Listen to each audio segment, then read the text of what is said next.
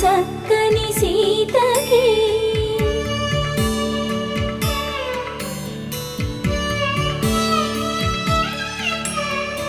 ఎర్ర జాబిలి చేయి రాముడేడని అడుగుతుంటే